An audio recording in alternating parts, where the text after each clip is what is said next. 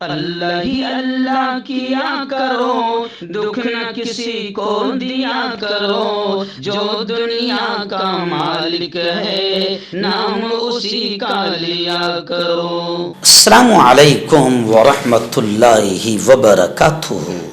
नाज़रीन, इस्तक़बाल है, स्वागत है आपका viral news live studio Jalgaon, Maharashtra, India में।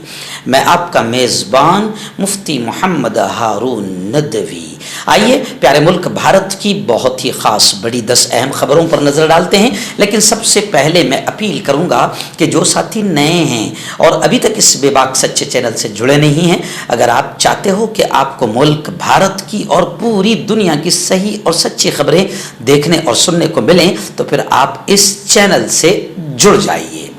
सब्सक्राइब कर लीजिए हमारे इस चैनल को भी, बेल आइकॉन घंटी के बटन को भी दबा दीजिए ताकि हमारी हर वीडियो, हर खबर आपको आपके मोबाइल पर मिल सके। मैं आपको बता दूं कि हमारा जो मेन चैनल है वायरल न्यूज़ लाइव, 7 दिन के लिए इसको यूट्यूब ने बंद किया है क्योंकि हमने कुछ ज़्यादा ही सच बता दिया था, इसलिए स्ट्राइक मार दी गई है और इंशाल्लाह वो मंडे से शुरू हो जाएगा। मगर आप इस चैनल को भी, जो हमारा नया चैनल है वायरल न्यूज़ इंडिया, इस चैनल को भी आप सब्सक्राइब कर लीजिए। अगर उसको कुछ गड़बड़ होती है तो हम इस पर अपनी खबरें डालेंगे। नाज़रीन, पहली बड़ी अफसोसनाक खबर मुंबई के डोंबिवली से आ रही है। एक कंपनी के बॉयलर का धमाका हुआ जिसमें 7 लोगों की मौत की और 62 लोगों के जख्मी होने की खबर आ रही है। यह धमाका कितना खतरनाक है कि धमाके में मरने वाले अफराद बाजू के प्लांट्स में काम कर रहे थे, उस प्लांट में भी नहीं, बाजू के प्लांट्स में काम कर रहे थे। एनडीआरएफ की टीमें इमदादी काम में मसरूफ है। जख्मियों का इलाज सरकारी खर्च पर किया जा रहा है। आप स्क्रीन पर देख सकते हैं कि फैक्ट्री में बॉयलर धमाके के बाद आग के शोले और धुआं उठता दिखाई दे रहा है। धमाके से बुरी तरह से तबाह फैक्ट्री का मंजर भी आप स्क्रीन पर देख सकते हैं। इस हादसे में 7 लोगों की मौत हुई है। बताया जा रहा है कि अमोडन केमिकल फैक्ट्री में बॉयलर फटने से दोपहर 1:30 बजे ये धमाका हुआ। महाराष्ट्र के मंत्री वजीर सनअत उदय सामंत ने कहा है कि अब तक जाए वकू से 4 लाशें मिली है। सामंत ने बताया कि जख्मियों को करीबी हॉस्पिटल में दाखिल कराया गया है। जख्मियों में भी कुछ की हालत तशवीशनाक बताई जा रही है, यानी मरने वालों की तादाद बढ़ सकती है। दूसरी जानिब वज़ीर आला एकनाथ शिंदे ने ऐलान किया है कि जख्मियों के इलाज का खर्च रियासती हुकूमत बर्दाश्त करेगी। यह धमाका इतना खतरनाक और शदीद था कि इसकी आवाज 2 से 3 किलोमीटर दूर तक सुनी गई और धमाके से करीबी इमारतों की खिड़कियों के शीशे टूट गए और कई मकानात को नुकसान भी पहुंचा है। आइए दूसरी बड़ी खबर आ रही है कि अल्हम्दुलिल्लाह हज की तैयारियां शुरू हो चुकी है। गिलाफ काबा, जो काबा का जो गिलाफ होता है, उसको हज के मौके पर ऊपर उठा लिया जाता है क्योंकि हमारे यहाँ की माशाल्लाह, हमारे ख़ास तौर से बांग्लादेश, पाकिस्तान, इंडिया है ना, ये जो हाजी है वो अकीदत बोले, मोहब्बत बोले या बावलापन बोले या बस अजीब पागलपन बोले कि वो गिलाफ काबा को भी काट लेते हैं और तबर्रुक के तौर पर, बरकत के तौर पर उसको चुरा कर लाते। ये चुरा कर लाना हुआ, यानी ये बड़ा गुनाह है।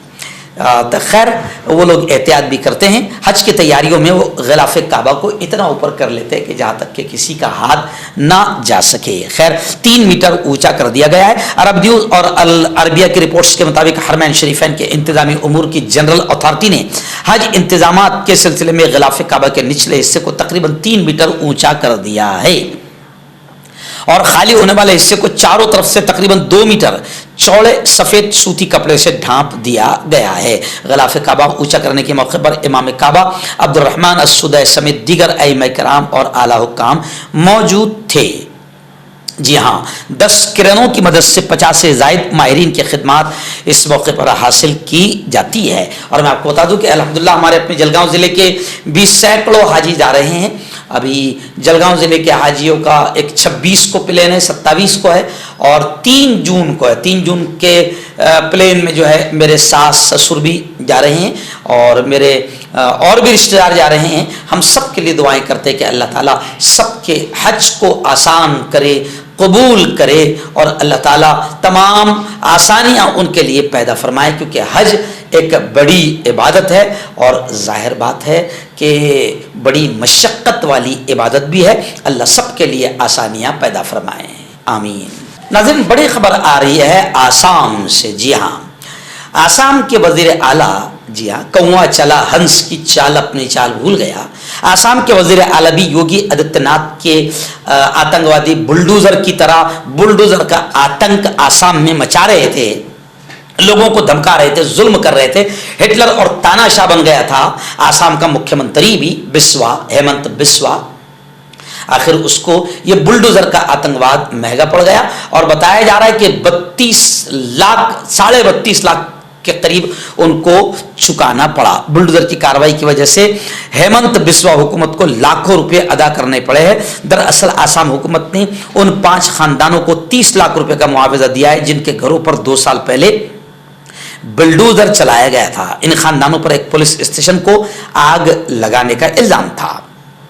जी हाँ, एक पुलिस स्टेशन को जलाने में उनके मुबैना तौर पर शामिल होने की वजह से अफसरान ने उनके घरों पर बुलडोज़र चलवा दिया था, लेकिन अब अदालती हुक्म के बाद हुकूमत को मुआवजा देना पड़ा। नाज़रीन, बड़ी अफसोसनाक खबर आ रही है। जी हाँ, कलकत्ता हाई कोर्ट ने फैसला सुनाया है और वो फैसला ऐसा है जिससे मगरिबी बंगाल में 77 मुस्लिम जातों का ओबीसी का दर्जा खत्म कर दिया गया है। लोकसभा इलेक्शन के दरमियान कलकत्ता हाई कोर्ट ने एक ऐसा फैसला दिया है जिससे मगरिबी बंगाल के 5 लाख से ज्यादा लोग मुतासिर हो रहे हैं। दरअसल कलकत्ता हाई कोर्ट ने मगरिबी बंगाल हुकूमत की जानिब से 2010 के बाद जारी ओबीसी के तमाम सर्टिफिकेट्स को रद्द कर दिया है। अपने फैसले में हाई कोर्ट ने अप्रैल 2010 से सितंबर 2010 तक ओबीसी के तहत मुसलमानों की 77 जातों को दिए गए रिजर्वेशन और 2012 के कानून के मुताबिक उनके लिए बनाए गए 37 जुमरों को भी मनसूख कर दिया है। नाज़रीन, उत्तर प्रदेश से एक बड़ी खबर आ रही है। जी हाँ, लोकसभा इलेक्शन से वोटिंग से पहले ही यूपी में खेला हो गया बीजेपी के साथ। जी हाँ, क्योंकि अखिलेश यादव को राजा भैया का साथ मिल गया। मैं आपको बता दूं कि एक तरफ लोकसभा इंतखाबात अपने आखिरी चरण में है, मराइल में है, दूसरी तरफ यूपी की सियासत और दिलचस्प होती जा रही है। उत्तर प्रदेश की सियासत में बड़ा असर व रसूख रखने वाले प्रतापगढ़ जिला के कुंडा से एमएलए और डेमोक्रेटिक के सरबराह रघुराज प्रताप सिंह उर्फ राजा भैया ने अपनी आखिरी चाल चलते हुए मिर्जापुर लोकसभा सीट से समाजवादी पार्टी के समर्थन का ऐलान कर दिया है। माना जा रहा है कि राजा भैया के इस ऐलान से न सिर्फ मिर्जापुर सीट पर भारतीय जनता पार्टी को नुकसान पहुंचेगा, बल्कि पूर्वांचल की कई सीटों पर भारतीय जनता पार्टी को नुकसान उठाना पड़ सकता है। अब जिन सीटों पर बीजेपी को नुकसान हो सकता है उनमें प्रतापगढ़, जौनपुर, मिर्जापुर और इलाहाबाद की सीटें शामिल हैं। नाज़रीन, बड़ी खबर आ रही है। जी हाँ, आप जानते हैं कि इस वक्त राहुल गांधी बड़े जबरदस्त और आक्रामक अंदाज में मोदी एंड मोदी टोला और बीजेपी पर, आरएसएस पर हमले कर रहे हैं।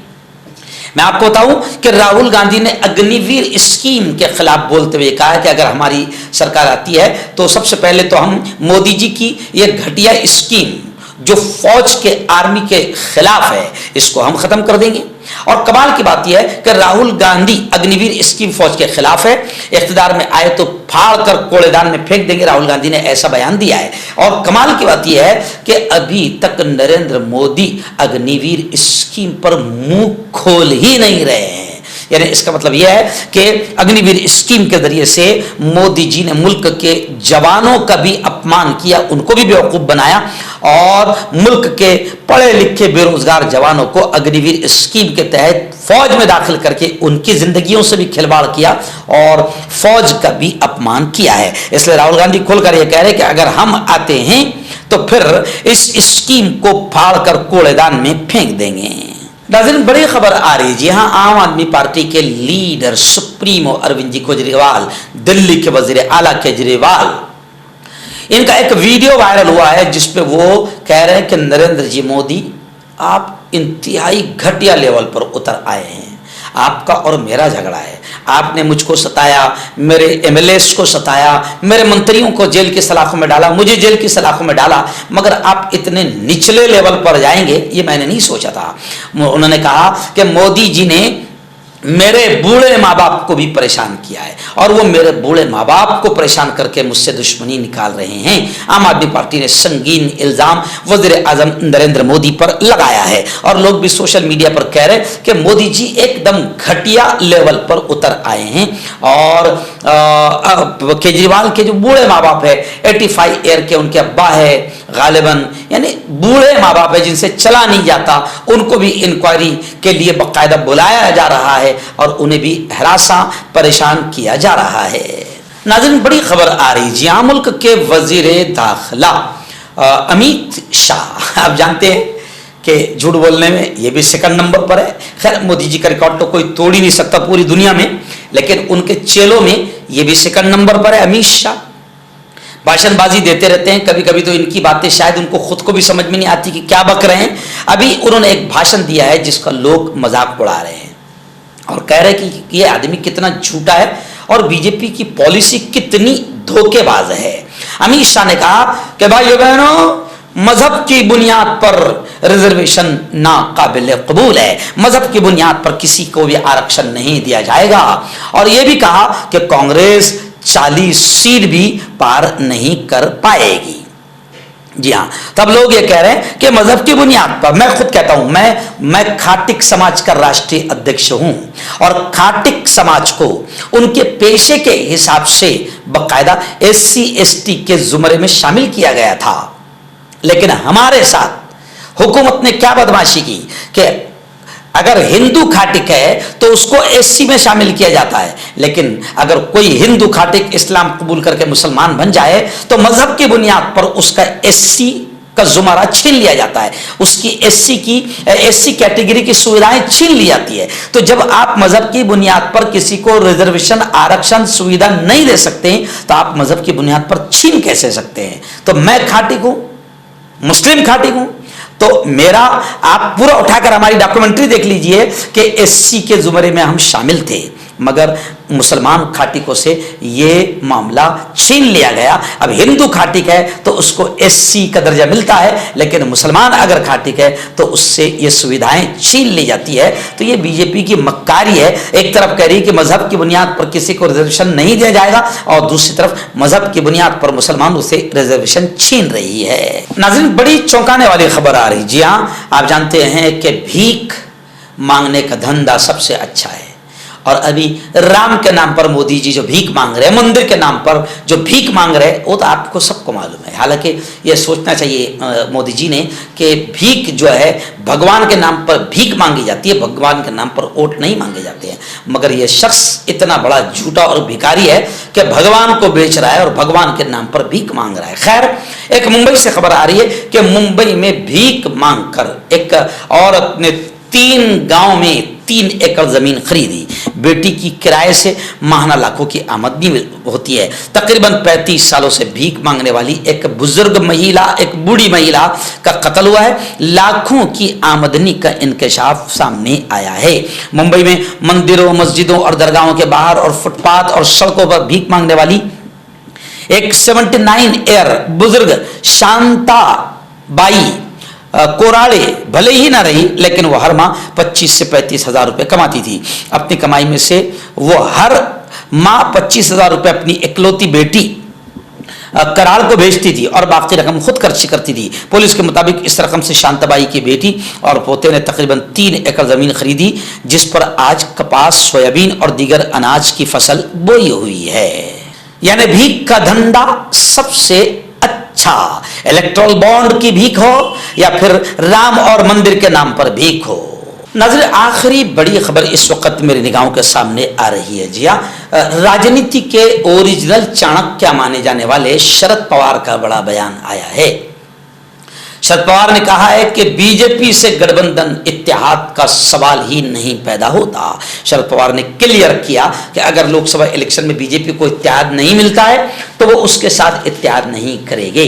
उन्होंने वादे किया कि बीजेपी की पॉलिसियां दुरुस्त नहीं है, ऐसे में इत्तेहाद का, गठबंधन का बीजेपी से हाथ मिलाने का सवाल ही पैदा नहीं होता। शरद पवार ने कहा कि जाती ताल्लुकात और सियासी फैसलों में फर्क होता है। काबिल जिक्र है कि शरद पवार ये दावा करते रहे हैं कि लोग अब मुल्क में तब्दीली चाहते हैं। इससे पहले कई मौके पर उन्होंने कहा था कि अब मुल्क में मोदी लहर नहीं है। शरद पवार ने मरकज की बीजेपी हुकूमत के खिलाफ महाज खोल दिया है। महाराष्ट्र में शरद पवार ने कांग्रेस और उद्धव ठाकरे की शिवसेना के साथ इलेक्शन लड़ा। ये तीनों पार्टियां कौमी सतह पर इंडिया अलायंस, इंडिया इत्तेहाद का हिस्सा है। महाराष्ट्र की तमाम 48 लोकसभा सीटों पर वोटिंग खत्म हो चुकी है और अब 4 जून का तमाम रहनुमा इंतजार कर रहे हैं।